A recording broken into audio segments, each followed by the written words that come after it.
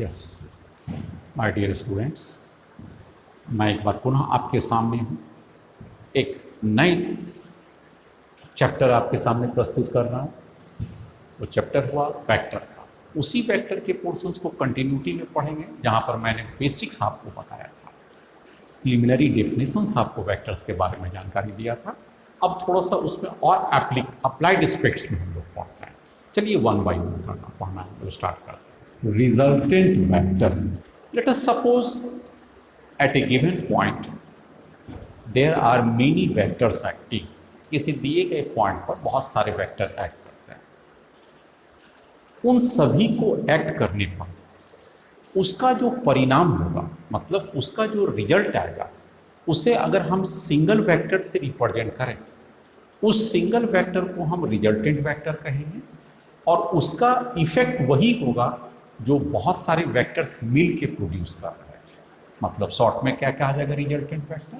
Resultant vector is that vector which has the same effect in magnitude and direction of different vectors acting at the same point and the same point. This is the resultant vector.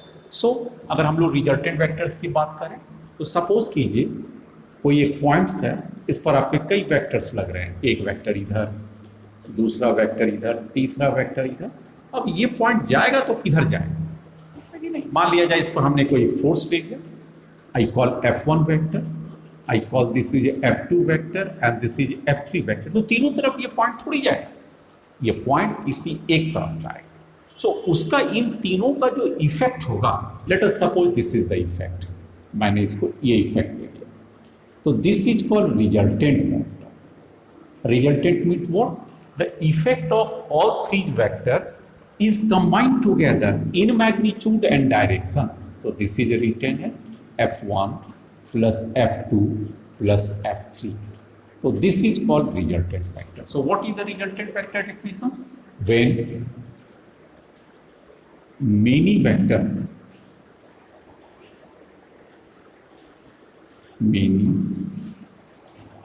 vectors are acting on a body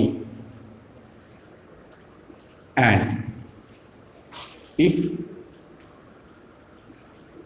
these vectors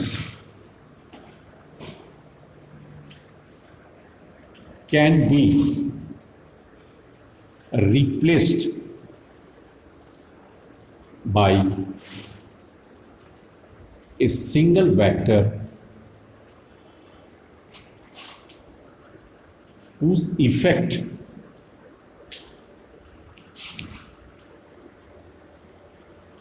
is same in magnitude and direction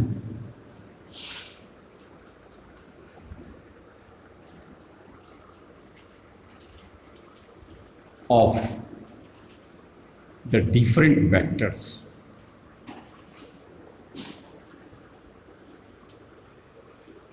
then that single vector is called,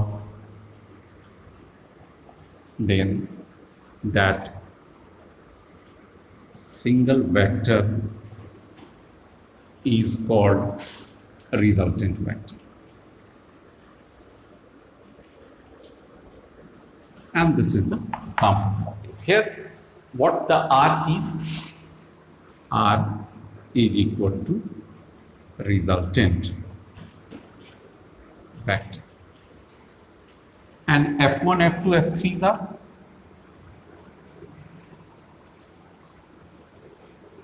different vectors.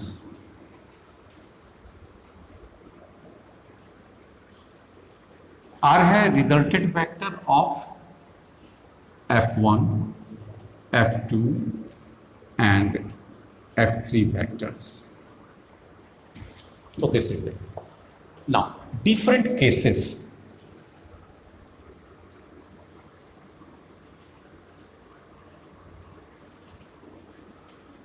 Number one, if two vectors are there, if two vectors are there along same line.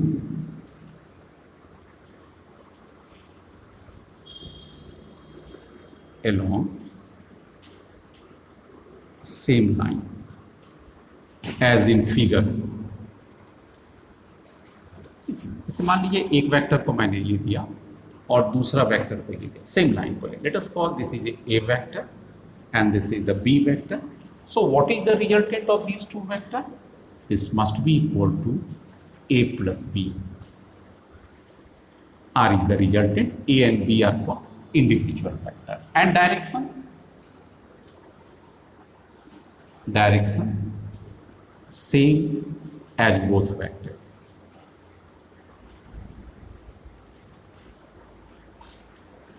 Next, second, consider the second case when two vectors are in opposite directions with different magnitudes.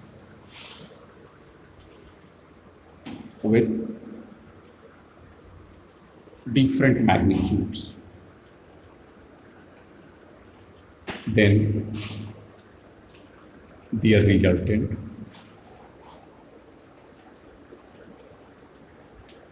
is जैसा मैंने आपको एक vector ये a और दूसरा vector आप ये देखिए मैंने आपको ये दिया b.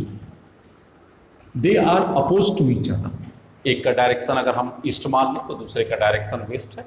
अगर हम इसका रिजल्टेंट कहें, what is their resultant?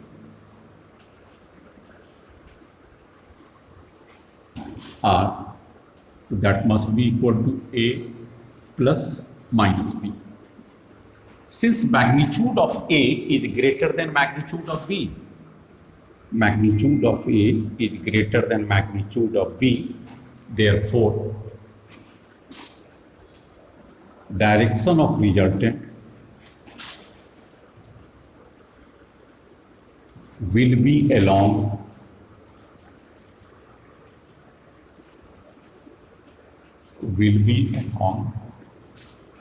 A, whose magnitude is more. Whose magnitude is more. That is, इसकी रिजल्टेंट क्या हो जाएगी? ये मैग्नीट्यूड बचेगा. That much of it. So what is the resultant? This is equal to A minus B. So that much of a portion. आप देख सकते हैं. This portions will be there. ये पोर्शन, ये वाला पोर्शन कैंसिल हो जाएगा and this part is there. और जब मैंने सेम डायरेक्शन को ऐड किया था तो इसकी वैल्यूज क्या हो जाता? This is the resultant. ये हो जाता रिजल्ट. मैं यहाँ पर समझा दूँ. This resultant must be equal to A plus B. उसका वैल्यूज दोनों के लीनियर एडिशन पर या अलजेब्रिक कंडीशन पर हो जाता है. तो कभी भी वेक्टर्स एक लाइन में होगा तो अलजेब्रिक एडिशंस फॉलो होते हैं. When the two vectors are opposite, आप देख सकते हैं इसकी डायरेक्शन किधर हो जाएगा? रिजल्टेंट का डायरेक्शन इस साइड हो गया, towards the A direction. Towards A direction. Next, addition resultant vector along same line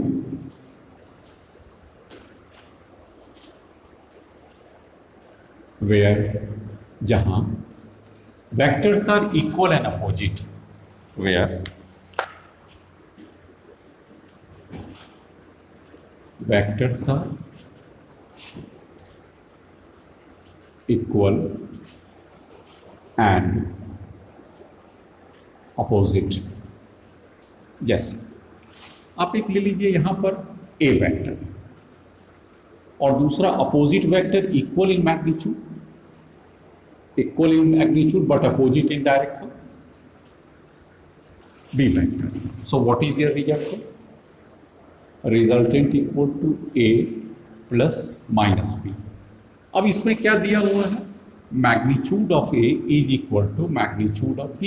दोनों का मैग्नीट्यूड बराबर है, मतलब साइज में दोनों बराबर है. तो यहाँ पर क्या हो जाएगा? A प्लस माइनस B की जगह पर भी क्या हो जाएगा? Minus A. Now this two are getting cancel, so resultant becomes 0. So when two equal and opposite vectors are there and their resultant effect will be zero, this is called, which produces zero resultant, which produces zero resultant. Very important. Next, अब हमारा focus होगा additions of vectors के, that is called additions of vectors. मैंने वहां पर आपको resultant पढ़ाया था, उसी रिजल्टेंट का एडिशंस ऑफ वेक्टर्स है। इस एडिशंस ऑफ वेक्टर्स का मतलब क्या हो गया? When two vectors are acting, two or more vectors are acting, when two or more vectors are acting at a point, then how they can be added? Then how they can be added when they are not, be careful, not along the same line.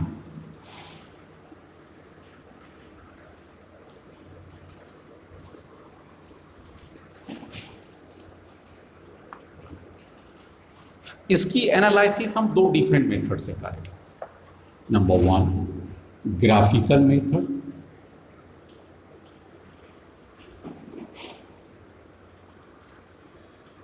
And number two, analytical method.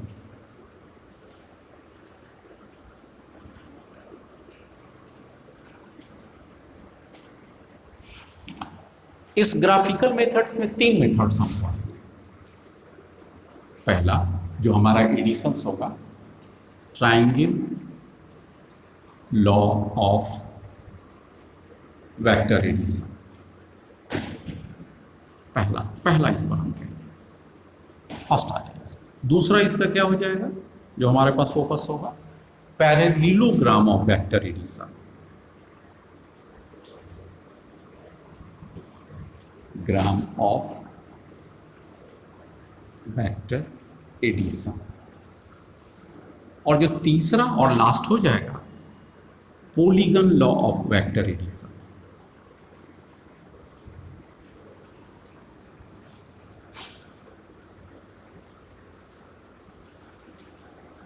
ये तीन rules बनाएंगे, एक एक करके हम इसको detail देखें। और एनालिटिकल मेथड में होगा टू फाइंड द फॉर्मूला। इसमें एनालिटिकल मेथड में क्या हो जाएगा, to find resultant of different vectors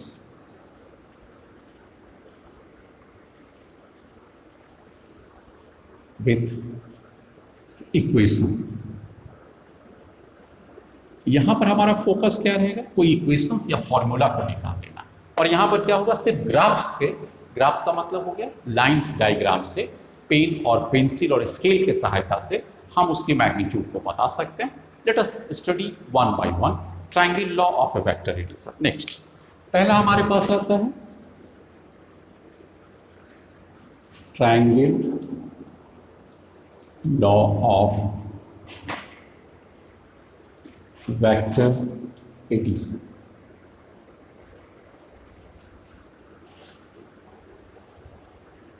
क्या कहता है ये, इसको भी देखिए। इफ, यहां दो वेक्टर्स की बात हो रही है। If two vectors are acting at a point and if they are represented by two sides of a triangle in magnitude and direction,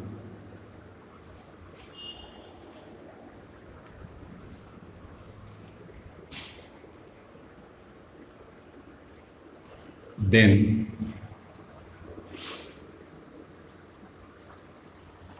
their resultant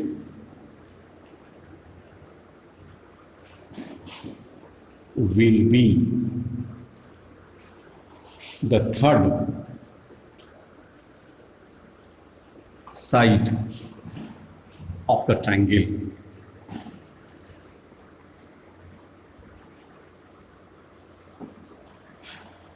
Third side of a triangle in magnitude and direction.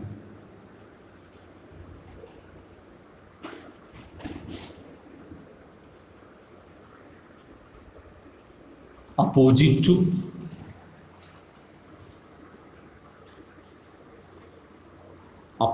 to closing order.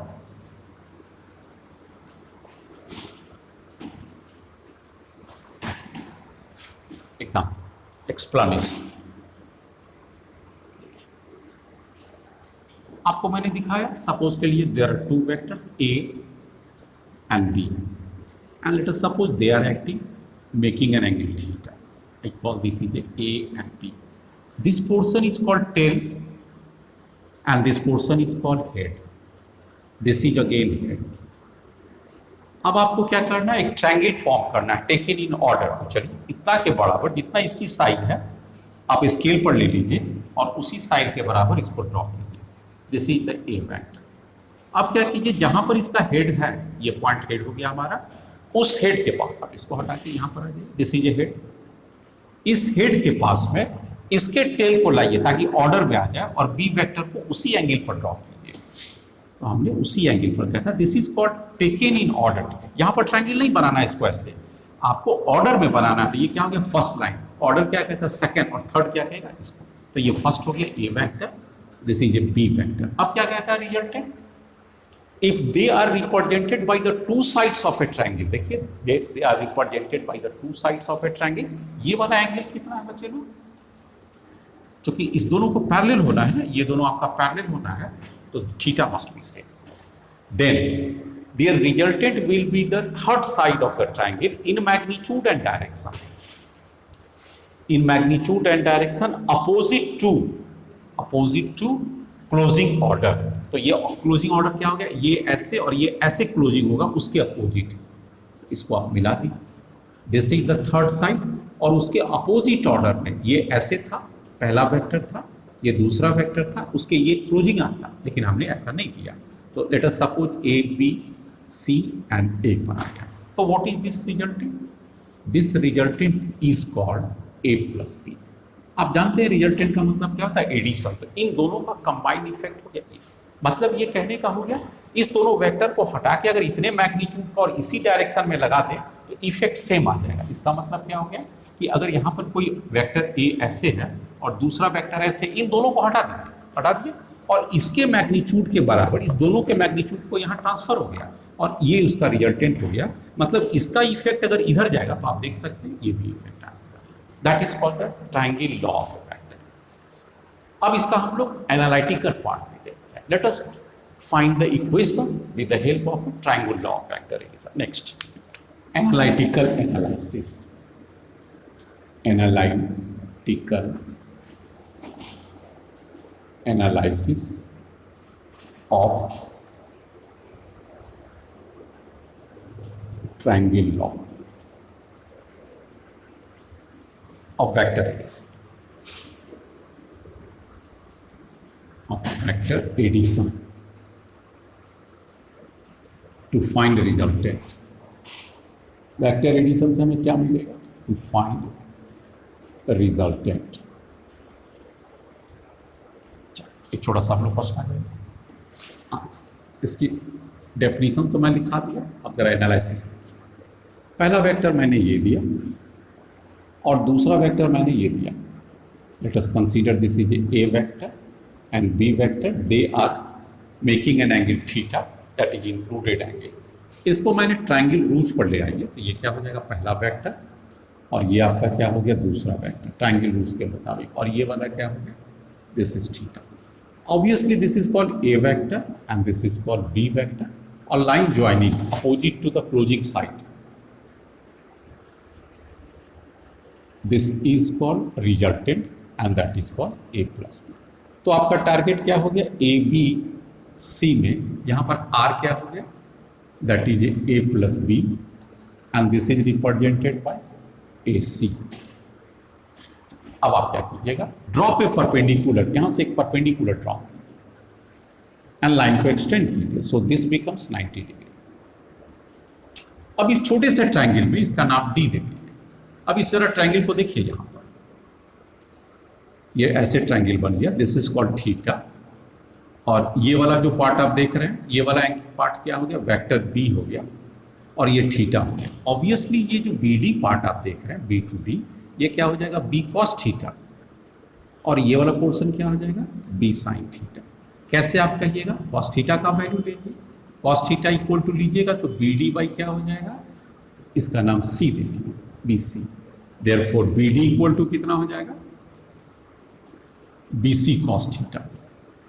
B C का मतलब B cos theta. और उसी तरह से आप अगर sign theta का value ले लीजिएगा तो आपके पास क्या आ जाएगा, C D divided by B C. तो यहाँ भी सी डी कितना हो जाएगा, that is B cos theta, B sine theta. तो ये आपने साइड में देखिए. तो इसका मतलब ये वाला पोर्शन क्या हो गया, बी कॉस थीटा, और ये वाला पोर्शन क्या हो गया, this is called B sine theta. Now this is a Pythagoras theorem. आप लगाइए, राइट एंगल ट्रायंगल यहाँ से यहाँ तक पाइथागोरस थ्योरम के लिए रेडी हो गया. ये डिस्टेंस यहाँ से यहाँ तक क्या हो गया, ए प्लस बी कॉस थीटा, और ये वाला पोर्शंस क्या हो गया, बी साइन थीटा. ये पूरे पोर्शंस का नाम क्या हो गया, ए डी हो गया, और वो पोर्शन सी हो गया, और ये रिजल्टेंट हमारा हो गया, that is A plus B. Now you can use the Pythagoras theorem के लिए सिंपल से क्या होता है, this R square must be equal to A plus B cos theta का स्क्वायर, पाइथागोरस थ्योरम का यूज कर रहे हैं, प्लस बी साइन थीटा का स्क्वायर. इसको सॉल्व कर दीजिए, दैट इज कॉल्ड रिजल्टेंट का मैग्नीट्यूड का स्क्वायर आ रहा है. ये हो जाएगा A square plus B square cos square theta plus 2ab cos theta plus B square sine square theta. इसका मतलब हो गया R square equal to A square plus B square, यहाँ पर cos square theta plus sine square theta दोनों में common है, plus 2ab cos theta. Now this can be further written, यहाँ से आप इस साइड आ जाएंगे. What is this r value? Square a square plus b square, क्योंकि sin square theta plus cos square theta comes out to be 1, 2ab cos theta. Yeah. Now what is the r value? R, that is the magnitude of this vector, simple call r, is equal to a square plus b square plus 2ab cos theta, and that must be equal to under root. This is the result. तो this r क्या देता है, r या simple r is the magnitude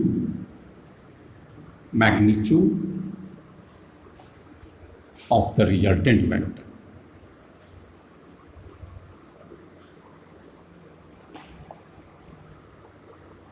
theta क्या है पूरी प्रक्रिया में, व्हाट इज दिस थीटा, जो हमने यहाँ पर थीटा लिखा था, यहाँ पर लिख लीजिए, theta is the included angle, और ए एंड बी क्या है, two vectors.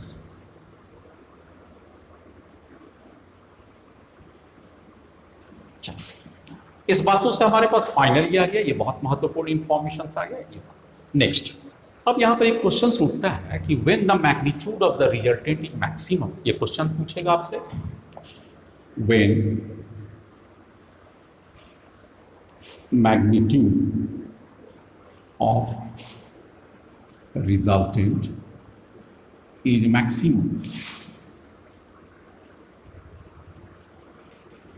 And what is its maximum value.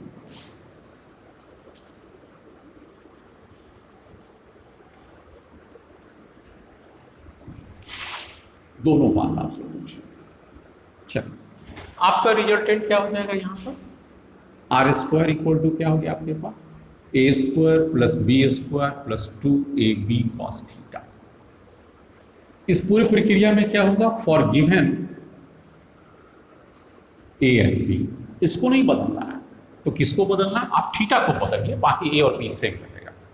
तो इसका आर की वैल्यू को मैक्सिमम होने के लिए कॉस थीटा को क्या होना पड़ेगा? ए और बी तो फिक्स है, 2 भी फिक्स है, ए भी फिक्स है, बी भी फिक्स है, तो कौन सा थीटा का वैल्यू उस पर कॉस थीटा वेरी करेगा?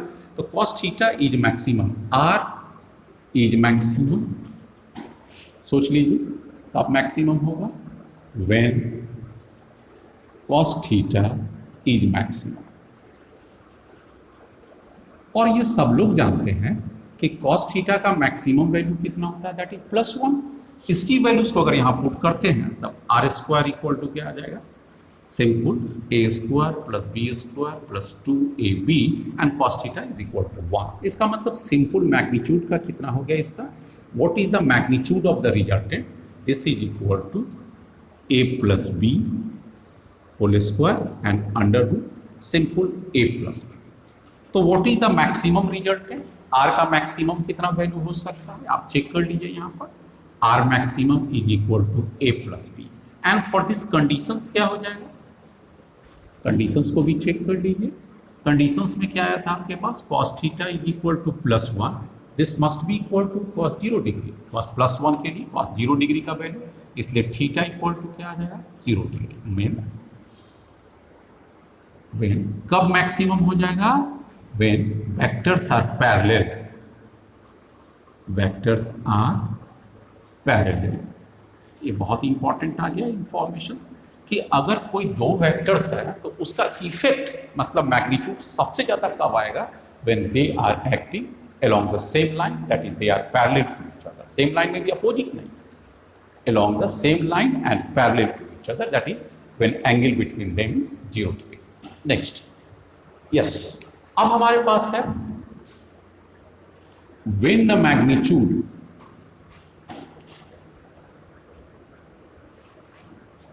of vector, कितने वेक्टर हैं? 2 वेक्टर्स आर मिनिमम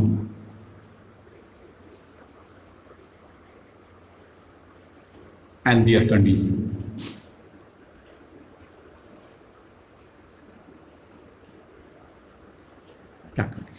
चले हम लोग, यस। तो हमारे पास क्या दिया हुआ? R square equal to A square plus B square plus 2ab cos theta.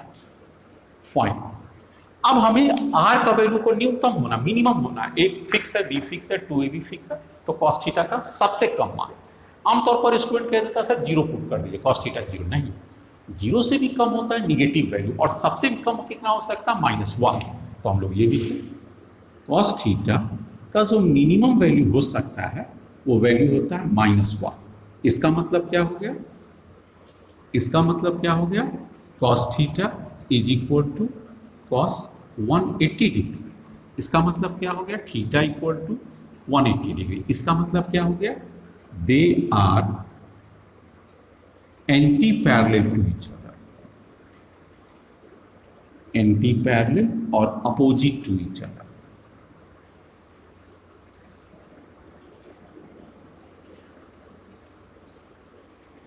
ठीक, अब ये कितना वैल्यू होगा अगर उसकी बात करें तो what is the R minimum?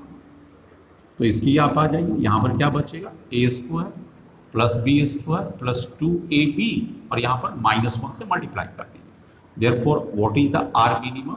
Simple a minus B. हम इसे मॉड में कह देते हैं, क्योंकि अगर a बड़ा होगा तो a माइनस बी, और अगर b बड़ा होगा तो b माइनस a हो जाएगा। That is simple R minimum. और कंडीशंस क्या हो गया? They must be anti parallel. Anti parallel का मतलब क्या हो गया? एक अगर इस साइड लगे तो this is called anti parallel, opposite to each other.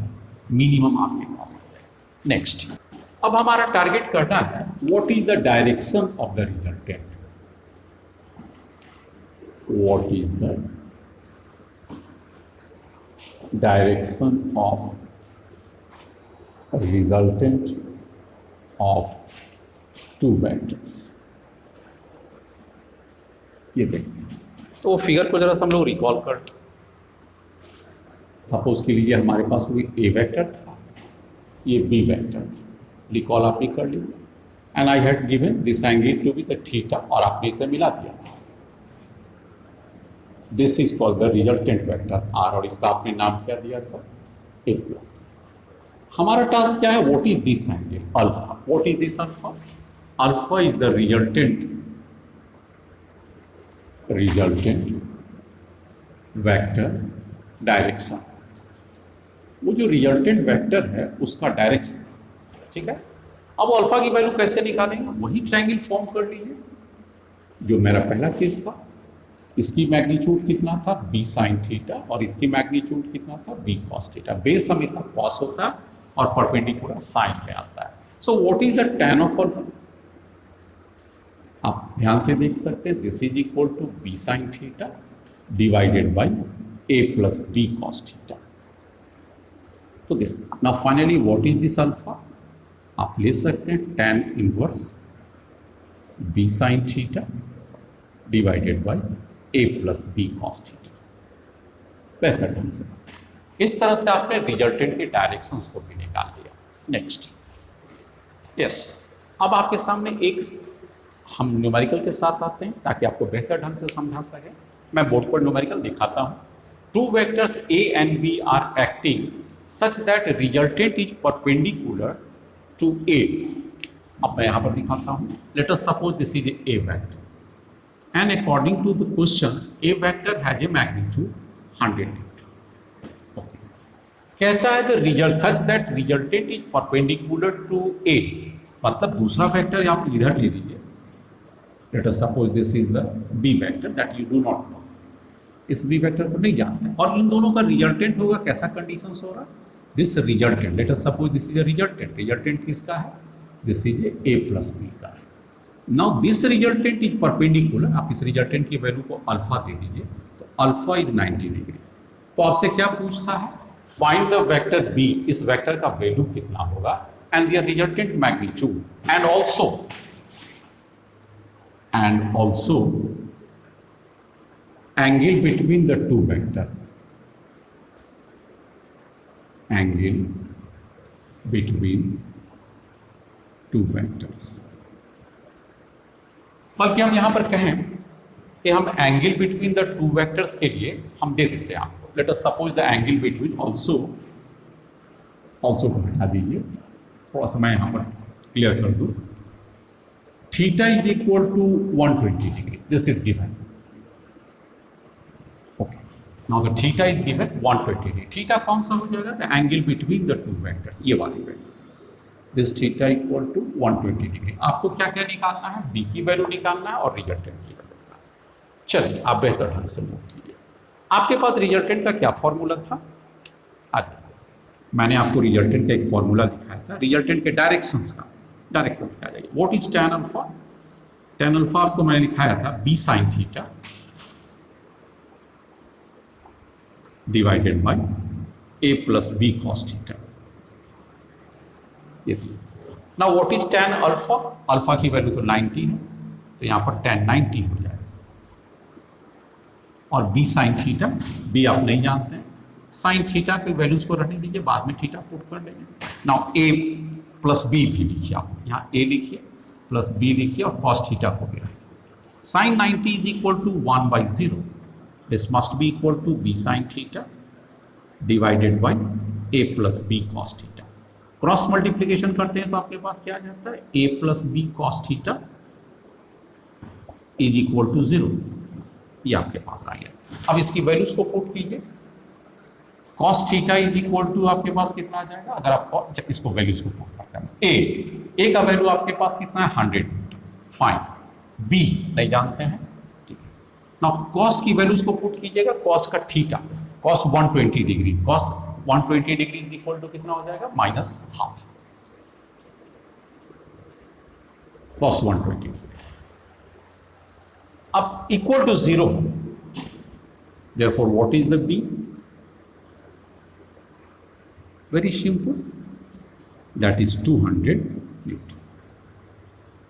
ये पार्ट तो निकल गया, सिंपल पार्ट आ गया। आपने क्या डाटा दिया हुआ था, theta equal to 120 degree. 120 degrees के लिए आपको वजह से याद रखना चाहिए cos 60 डिग्री का वैल्यू कितना होता है, प्लस हाफ होता है, और cos 120 डिग्री का वैल्यू क्या होता है, माइनस हाफ होता है। Taking it into clue, now what is the resultant. अब आपसे पूछता है रिजल्टेंट, आ जाओ, what is the resultant formula, आपके पास तो याद होना चाहिए, A square plus B square plus 2ab and cos theta. Of course square, A square आपके पास है 100 का square, what is B square as you have found 200 का square plus 200 into 200 into minus half. इसकी अगर अंडर रूट आप निकाल लीजिएगा तो यू गेट द आंसर, ये इसकी सॉल्यूशंस आ जाएगी, ये 2 से 2 कटेगा, बाकी आप इसको कैलकुलेट कर लीजिए। नेक्स्ट, अगर हम आपसे ये पूछें कि लिमिटिंग वैल्यू कितना होगा रिजल्टेंट का, what is the R value कहाँ से कहाँ तक में जाएगा, तो इसकी वैल्यू मैक्सिमम से कम रहेगा, that is A plus B, और वो मिनिमम से ज़्यादा या बराबर रहेगा, that is A minus B. तो रिजल्टेंट का मैग्नीट्यूड कितना हो सकता है, ए प्लस बी, और कम से कम कितना हो सकता है, ए माइनस बी। इस बात को ध्यान देके चलिए। इस पर हम एक छोटा सा क्वेश्चन देते हैं। नेक्स्ट, यस, आपको एक क्वेश्चन देते हैं, आप जरा ध्यान से देखिए। Two vectors A and B, A का मैग्नीट्यूड है 200 न्यूटन एंड बी का मैग्नीट्यूड है 50 newton, acting on a point, मान लिया जाए हम लोग किसी पॉइंट पर एक्ट करता है, which of the following is not correct about the resultant. इसमें से कौन सा रिजल्टेंट करेक्ट नहीं हो सकता, resultant greater than 200, resultant less than 200, resultant less than 50 Newton and resultant greater than 220 Newton. इसमें से कौन सा नहीं हो सकता है, आप ध्यान देंगे, नॉट करेक्ट। आपको एक बात याद रखना चाहिए, रिजल्टेंट का वैल्यू ज्यादा से ज्यादा कितना हो सकता है, ए प्लस बी, तो मैक्सिमम कितना होगा आप इससे पहले निकाल लीजिए, व्हाट इज द मैक्सिमम, ये फिक्स हो गया 200 प्लस 50 दैट इज 250 न्यूटन, इससे ज्यादा नहीं हो सकता है। What is the R minimum, minimum कितना हो सकता है, आप इसको अगर चेक कीजिएगा तो वो आपका हो सकता है 200 माइनस 50, उससे कम नहीं हो सकता। मैग्नीट्यूड की बात हम करते हैं, दैट इज 150 न्यूटन, तो that is the limiting value. अब इसमें क्या देता है आप ये चेक कीजिए, रिजल्टेंट इज ग्रेटर देन 250, तो हो सकता है ना, मैक्सिमम तो 250 न्यूटन है, मे बी करेक्ट। कहता है रिजल्टेंट इज लेस देन 200, तो लेस देन 200 भी हो सकता है, क्यों कि आपका मिनिमम कितना वैल्यू हो सकता है 150 न्यूटन है, और अभी तक कितना पहुंचा है 200 न्यूटन, तो उसी के रेंज में है ना, 250 150 के बीच में, तो ये भी हो सकता है। कहता है resultant is less than 50 Newton, resultant का मिनिमम वैल्यू कितना हो सकता है 150 न्यूटन, और ये कहता है resultant is less than 50 newton, तो this can never be correct.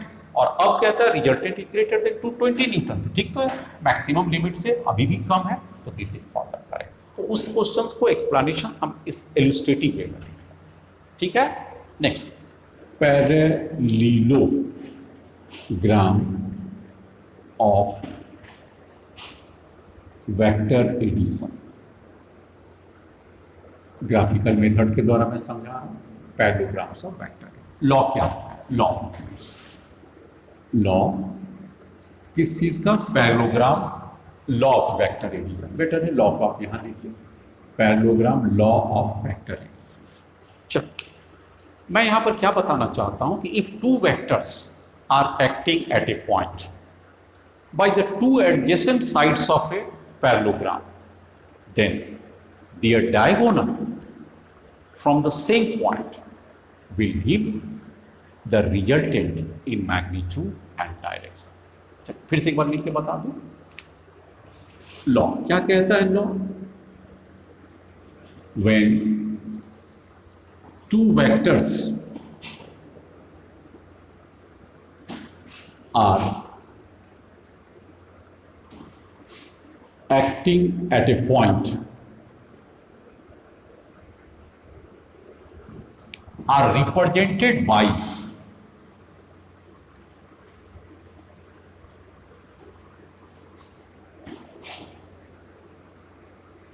two sides of a triangle, two sides, two adjacent sides, two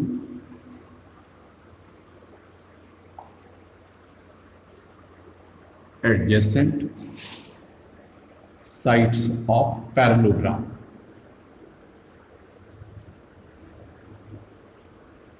then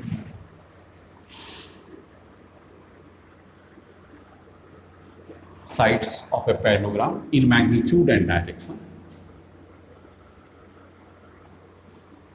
In magnitude and direction, दोनों बात को ध्यान में रखें. Then their resultant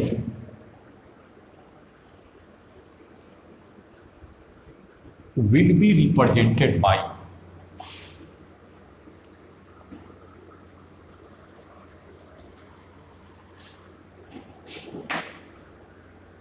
the diagonal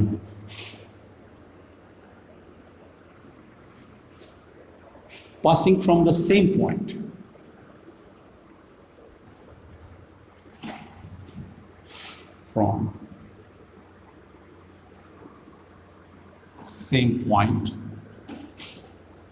in magnitude and direction.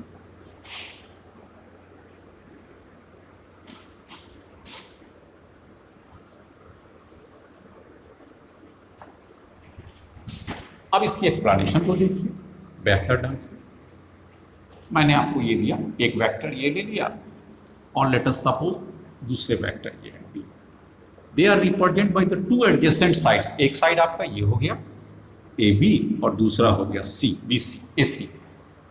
तो इसको parallelogram बनाइए.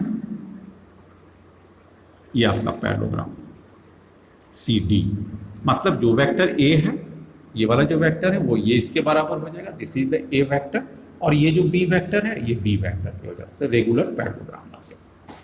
Now क्या कहता है कि इस पॉइंट पर दो वेक्टर ऐड कर रहा है by the two adjacent side. Adjacent sides कौन सा हो गया, A B and A C, these are called adjacent side. दो वेक्टर के बीच में इंक्लूडेड एंगल कितना है, थीटा. तब क्या कहता है, the line joining the diagonal. कौन सा डायगोनल, ये वाला नहीं, उसी पॉइंट से जहां से पास करता था, इज कॉल्ड द रिजल्टेंट. तो ये रिजल्टेंट क्या हो गया, ए प्लस, दैट इज सिंपल. तो this is the resultant A plus. समझ में आ गया, ये डायगोनल्स हो गया. This A D is called diagonal. Here A D is diagonal passing from same point.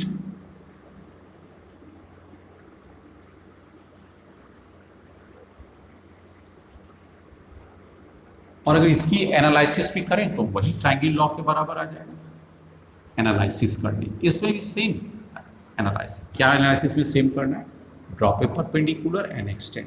तो ये वाला क्या हो जाएगा, बी कॉस थीटा, और उसके हिसाब से वही ट्रायंगल लॉ में जो मैंने बताया था B sine theta.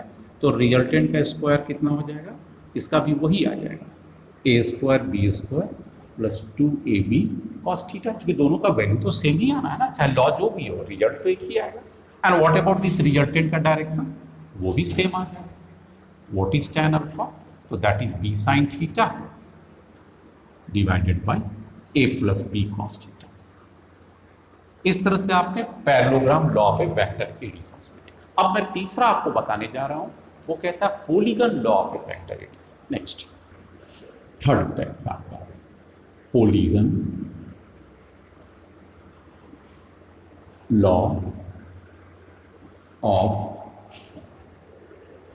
Vector addition. मेरे ख्याल से बहुत ही कोई भी आराम से समझ सकते हैं. क्या कहता है कि if there are more than two vectors, पहले दोनों वाला में क्या था, दो वेक्टर था, इसमें क्या कि there are two vectors represented by the sides of a polygon, represented by the sides of a open polygon, then their resultant will be the closing side opposite to the line joining, initial opposite to the line joining of the closing side.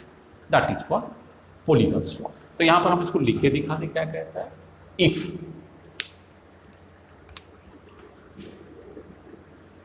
more than two vectors are acting, more than two vectors are acting at a point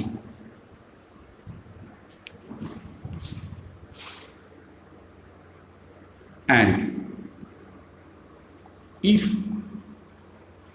they are represented by different sides different sides of polygon. Polygon का मतलब क्या हो गया, जिसमें दो side से ज्यादा है, यहां पर तीन या तीन से ज्यादा, are represented by the different sides of a polygon, then their resultant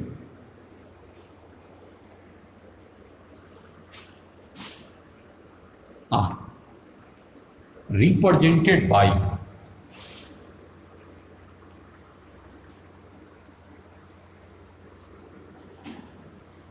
closing side of the polygon, closing side of open polygon,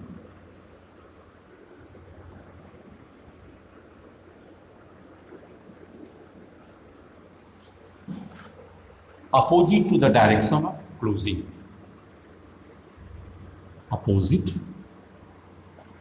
to the direction of closing। चलिए मैं इसे एक्सप्लेन करके आपको बेहतर ढंग से समझाता हूं, कहीं भी थोड़ा सा आपको टिप्स एंड वर्ड्स नहीं मिलेगा। एग्जाम्पल आप देखिए, आपके पास मैं कुछ वेक्टर दे रहा हूं, एक वेक्टर, लेट अस सपोज ये दूसरा वेक्टर है, सेकंड वेक्टर, और ये तीसरा वेक्टर एस, और मैंने एक आपको चौथा वेक्टर दिया एस।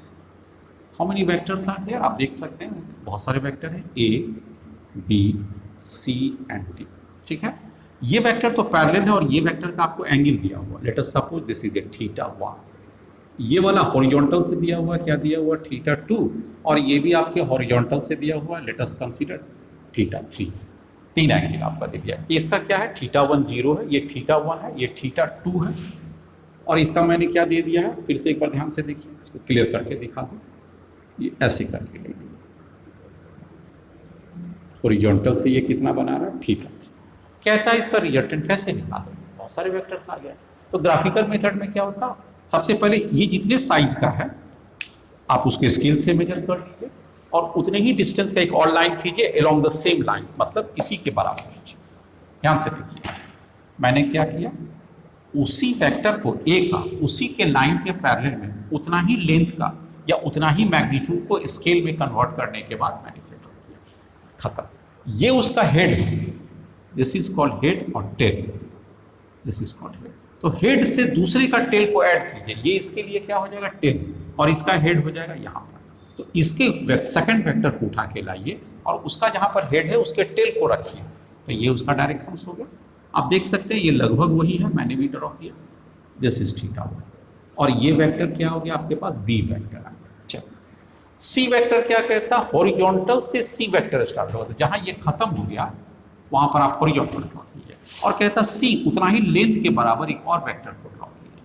आप देख सकते हैं मैंने उतना ही लेंथ को किया, ये एंगल कितना मैंने दिया, हॉरिजॉन्टल से θ, ये इसका वेक्टर का नाम क्या हो गया, सी हो गया। आई अब कहता है हॉरिजॉन्टल से, उसके हॉरिजॉन्टल से जहां पर वो इंड करेगा, ये उसका कौन सा पॉइंट हो गया, हेड हो गया। तो जहां हेड करेगा वहीं से लास्ट वेक्टर स्टार्ट होगा, A B C, and let us call this is D vector. तो डी को स्टार्ट करना हॉरिजॉन्टल से, आप हॉरिजॉन्टल को ड्रॉ कीजिए।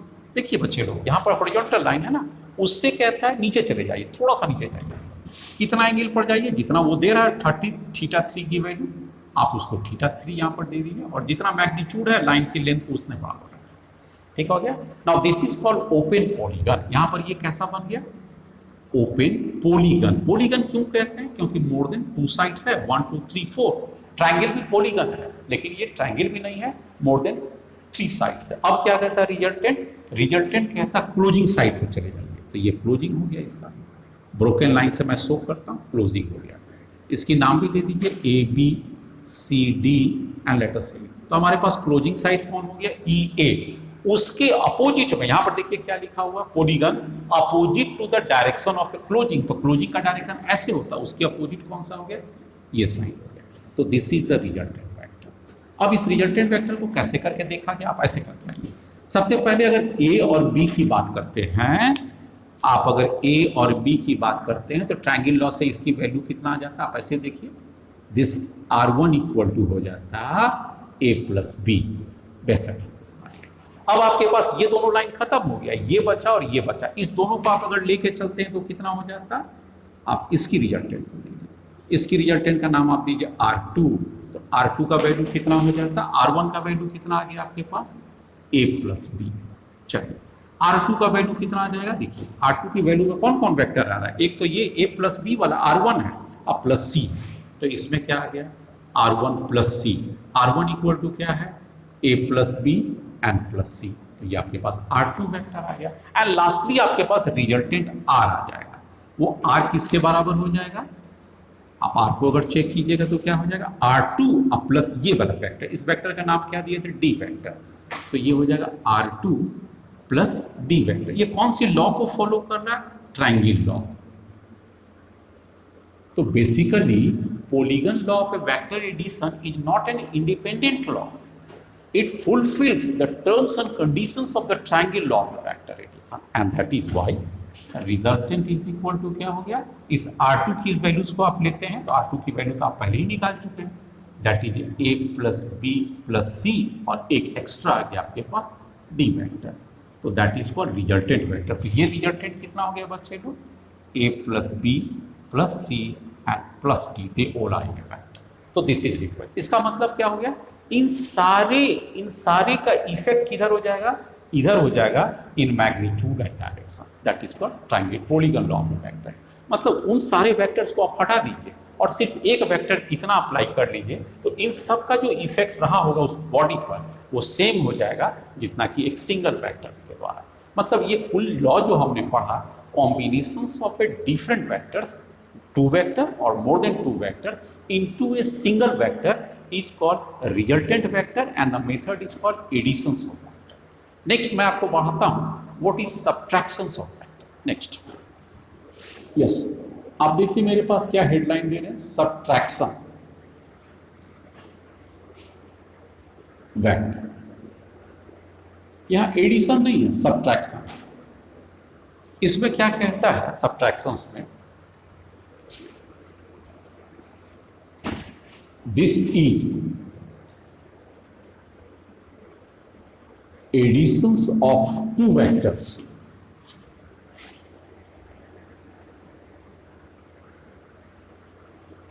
with one to be the negative magnitude। ये मतलब कहते का मतलब क्या हो गया, अगर आपको देता है find subtraction of A and B, दो वेक्टर एज इन फिगर। तो फिगर में मैं आपको दिखाता हूं, आप तब देखिए आपके पास पहला वेक्टर ये मैं दे दिया और दूसरा वेक्टर ये दे दिया। Let us call this is A vector and this is a B vector. अगर मैं आपसे पूछूं a प्लस बी क्या होगा, तो आपका ये डायरेक्शन में चला जाएगा, इस वेक्टर को उठा के आप यहां दीजिएगा ट्रायंगल लॉ के हिसाब से a प्लस। लेकिन हमने आपसे a प्लस बी नहीं पूछा है, मैंने इसमें क्या पूछा है, find subtraction of a and b। तो मैंने आपसे पूछा a माइनस बी वेक्टर का वैल्यू क्या होगा, ये मैंने पूछा आपसे। इसके लिए क्या करना पड़ेगा, this is equal to a plus B with negative of b। मतलब माइनस साइन को क्या किया, माइनस को तो वेक्टर रखे लेकिन इसको एडिशंस में डाल दिए हैं प्लस में। तो अब यहां पर आ जाइए, क्या होता है माइनस बी, मतलब क्या होता है, minus B means magnitude B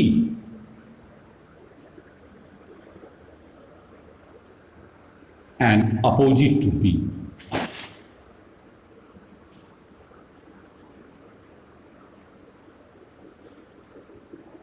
B plus के अपोजिट हो जाएगा, तो बी प्लस ये है, देख सकते हैं ना, और ये ए को अपनी जगह पर छोड़ दीजिए, ये दोनों के बीच का अगर दिया हुआ क्वेश्चन में एंगल थीटा है, तो आपको क्या कहता है ए माइनस बी। ध्यान दीजिए, माइनस की जगह पर क्या कीजिएगा, आप पीछे की ओर आ जाइए, ध्यान से देखिए। उसी वेक्टर को बी को मैंने यहां पर लिखा माइनस बी, मतलब जस्ट अपोजिट। अब ए और बी का रिजल्टेंट निकालना है, तो ये किधर चला जाएगा, ऑब्वियसली ये इस साइड चला जाएगा। इसका रिजल्टेंट का वैल्यू क्या दे देगा, that is A plus B, लेकिन यहां पर बी क्या हो जाएगा, minus B. This is obviously vector A minus vector. तो आपने देखा क्या करना रहता है, अब ये थीटा एंगल था, पूरे के पूरे थीटा, और आप इसको इस साइड ले आए तो पूरा के पूरा इंक्लूडेड एंगल हमारे पास क्या हो गया, this is included pi minus theta. तो दोनों वेक्टर के बीच का एंगल क्या हो गया, पाई माइनस थीटा। इसलिए आपसे अगर रिजल्टेंट पूछे बच्चे लोग तो क्या हो जाएगा, resultant this is first vector कितना हो गया, ए का स्क्वायर, दूसरा वेक्टर कितना हो गया, बी का स्क्वायर। अब ये माइनस को हटा दीजिए, केवल मैग्नीट्यूड को लीजिए, तो ये बी स्क्वायर हो गया प्लस 2 फर्स्ट एंड सेकेंड और इंक्लूडेड एंगल, बोलिए इंक्लूडेड एंगल कितना हो गया, this is called pi minus theta, that is 180 minus theta. And obviously तो a प्लस बी का वैल्यू क्या होता था, A square plus B square plus 2ab under root A minus B का वैल्यू क्या हो गया, आप चेक कर सकते हैं, A square plus B square 2ab cos pi minus theta का वैल्यू कितना होता है, माइनस कॉस थीटा, तो माइनस 2ab कॉस थीटा। आप समझ गए, मतलब पूरे पहला फॉर्मूला क्या था, आप इसको ऐसे भी देखिए, नोट करके देखिए, मैं यहां पर साइड में बताता हूं, नोट a प्लस बी कितना होता, तो r equal to A plus B में लेते तो कौन सा फॉर्मूला लेते हैं, आप लेते हैं A square plus B square plus 2ab cos theta, ये आपका कौन सा आ जाता, r, किसके लिए, a प्लस बी के लिए। तो a प्लस बी और a माइनस बी में क्या चेंज करना है, b बिकम्स माइनस बी, तो यहां पर माइनस बी को पुट कर दीजिए, r equal to minus B put करेंगे तो क्या हो जाएगा, ए स्क्वायर माइनस बी का whole square plus 2a, B की जगह पर माइनस बी पुट कर दीजिए और कॉस थीटा पुट कर दीजिए, देखिए क्या हो गया, this is r equal to A square plus B square minus 2ab cos theta. ये मैंने क्या निकाला, r a माइनस बी के लिए निकाला है, और यहाँ पर r किसके लिए था, a प्लस बी के लिए निकाला था। तो आपने देखा a प्लस बी में और a माइनस बी में क्या अंतर रहता है, ओनली निगेटिव साइंस का। और ये निगेटिव कैसे आया, आपने यहाँ पर ज्योमेट्री से भी देख लिया कि दोनों के बीच का इंक्लूडेड एंगल पहले थीटा होता था, अब पाई माइनस थीटा रेस्टार्ट से। इस तरह से आपने सब्सट्रैक्शन का भी निकाले। एक और एग्जांपल मैं देता हूँ, यहाँ देखिए, आपसे अगर कोई क्वेश्चन पूछे कि एक वेक्टर ए है, this is 2i plus 3j, ठीक, आपसे कहता है इसमें b का एक वेक्टर और भी दिया हुआ है, this is i minus j। अब आपसे पूछा what is A plus B, और दूसरा पूछा a माइनस बी, आप कैसे निकालेंगे, एक में a प्लस बी है और एक माइनस है, a प्लस बी को इससे डायरेक्ट जोड़ दीजिए, यहां पर तो आपको साइन चेंज करने की जरूरत नहीं, जो कार्टेशियन कोऑर्डिनेट में, तो 2a प्लस 3, ये वैल्यू क्या आ जाएगा, 3i प्लस 2j, क्योंकि आप 3i को जब प्लस से जोड़िएगा आ जाएगा, और a माइनस बी में कितना आ जाएगा, 2i माइनस ऑफ i, तो ये कितना हो जाएगा, i plus 3i minus of minus j, तो कितना हो जाएगा, 4j, and that is your answer. तो a plus b equal to 3i plus 2j और a माइनस, लेकिन अगर ज्योमेट्री से कहेगा तब आप वैसे बनाइए। नेक्स्ट, बस एक क्वेश्चन हमारे पास है, आप जरा देखिएगा, कहता है two equal vectors are acting such that their resultant is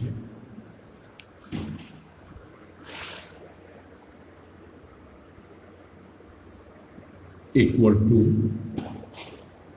root 3 times one of the vector. What is their included angle? What is their included angle? अगर दो वेक्टर बराबर है और उसका रिजल्टेंट है root 3 times the one of the vector, तो उसके बीच का एंगल क्या होगा, आंसर में आइए। मेरे ख्याल से बहुत आसान क्वेश्चन है। आप देखिए, एक वेक्टर है आपके पास ए, दूसरा वेक्टर भी मान लिया जाए कि ये भी ए वेक्टर है और उसका रिजल्टेंट है रूट 3 टाइम्स, मतलब वेक्टर ए के जगह पर ए लिखिए, वेक्टर बी के जगह पर भी हम क्या लिखेंगे, ए लिखेंगे, और रिजल्टेंट कितना है, root 3a, one of the vector a हो गया। तो अब आपसे पूछता है एंगल कितना होगा, let theta is the angle between them, उन दोनों के बीच की एंगल थीटा मान। अब फॉर्मूलाज को पुट कीजिए, आर स्क्वायर क्या होता है? पहला वेक्टर का स्क्वायर, दूसरा वेक्टर का square, 2ab and cos theta. चलिए यहाँ √3 का स्क्वायर कर दीजिए, तो 3a स्क्वायर, ए स्क्वायर की जगह पर ए स्क्वायर ही होगा, बी स्क्वायर की जगह पर भी ए ही स्क्वायर होगा, 2a इंटू ए cos थीटा। चलिए बेहतर क्या होगा? 3a square minus 2a square, इसमें से घट गया तो हो गया a स्क्वायर, और divided by 2a square, with all this negate 2a square, and this must be equal to cos theta. Check कर लीजिए, 3a स्क्वायर में से 2a स्क्वायर हो गया तो a स्क्वायर हो गया। Now 2a square cos theta, तो ये 2a स्क्वायर बाहर आ गया, ये दोनों कट गया। इसका मतलब है cos थीटा इक्वल टू क्या आ गया? हाफ। हाफ का वैल्यू कितना होता है? cos 60 degree, and cos 60 degree में थीटा का वैल्यू कितना हो जाएगा? 60 degree. So the included angle between them is not this way, it is like this way. ये ए वेक्टर हो गया, ये बी वेक्टर हो गया, बी भी किसके बराबर है? ए वेक्टर के, और ये रिजल्टेंट दिया हुआ है इस क्वेश्चन में, जैसे जो 3a, तो what is this included angle theta, and theta equal to 60। तो इस तरह से मैंने आपको एक छोटा सा पोर्शन कवर किया, what is resultant, how we can find the resultant value with the application of a certain rules of triangle, rules of parallelogram and a polygon's law of vector addition। मैंने ये भी आपको उसमें समझा दिया कि कैसे सब्ट्रैक्शंस भी होते हैं, मैंने आपको ये भी बताया कि रिजल्टेंट निकालने के क्या तरीका हो सकते हैं। अगली क्लास में मैं आपको पढ़ाऊंगा, जो बहुत इंपॉर्टेंट क्लास होगी वेक्टर का, resolutions of vectors and there components, ये इंपॉर्टेंट पार्ट होगी। एंड उसी में एक इंक्लूडेड पार्ट और भी आएगा, what is the dot product and what is the cross product when they are used and why they are used, and what is the impact with the applications of this factor। इन सभी बातों के लिए मैं कल की class में आपको समझाता हूँ। तब तक के लिए आप लोग रिवाइज कीजिए, नोट्स बना लीजिए। मैं हमेशा कहता हूँ नोट्स बना लीजिए, और मैं आपको ये उम्मीद के साथ कहता हूँ, पूरे विश्वास के साथ कहता हूँ कि आपको कहीं से कोई क्वेश्चन पूछेगा, बेशक आपके नोट्स में सारा चीज मिल जाएगा। Thank you very much for watching the video. Good luck.